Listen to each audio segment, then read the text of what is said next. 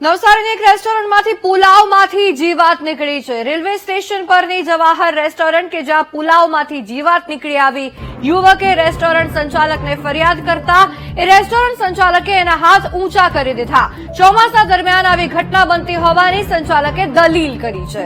યુવકે વિડીયો ઉતાર્યો, social media પર વાયરલ કર્યો। આરોગ્ય વિભાગ તપાસ કરે તેવી માંગ ઉઠી રહી છે। અગાઉ રેસ્ટોરન્ટના ભોજનમાંથી જીવાત નીકળવાની ઘટના પણ બની ચૂકી છે। ફરી એકવાર આ ઘટના બનતા હવે સવાલ થઈ રહ્યો છે એ સંચાલકની કામગીરી પર કે શું કરી રહ્યા છે, શું તેઓ ધ્યાન નથી રાખતા કે જે ભોજન તે એમના કસ્ટમર્સને, એમના ગ્રાહકોને આપી રહ્યા છે એમાં એમને શું આપી રહ્યા છે। આવી રીતના જીવાત મળે અને પણ એકવાર નહીં, બીજી વાર, બે વાર આવી ઘટના બની છે। એટલે સવાલ થાય કે શા માટે લોકોના આરોગ્ય સાથે સરેઆમ આવી રીતના છેડા કરવામાં આવી રહ્યા છે।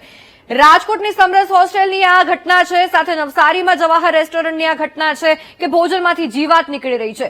વારંવાર એ સવાલ થાય કે હવે ખાવું તો શું ખાવું, કારણ કે બહાર ભોજન કરો તો બહાર જીવાતો મળે છે। તમે હોસ્ટેલમાં પણ વિદ્યાર્થીઓ સુરક્ષિત નથી, કારણ કે એમના સ્વાસ્થ્ય સાથે સરેઆમ છેડા થઈ રહ્યા છે। હોસ્ટેલમાંથી પણ એવું બિન આરોગ્યપ્રદ ભોજન એમને પીરસવામાં આવી રહ્યું છે અને માંગ ઉઠી છે કે આરોગ્ય વિભાગ વારંવાર કાર્યવાહી કરે, કારણ કે ક્યાંક આરોગ્ય વિભાગનો પણ ખોફ નથી દેખાઈ રહ્યો। જે ઢીલાશ તેઓ એમની કામગીરીમાં દેખાડી રહ્યા છે એના કારણે હવે બેખોફ થઈને લોકોના સ્વાસ્થ્ય સાથે છેડા કરવામાં આવી રહ્યા છે।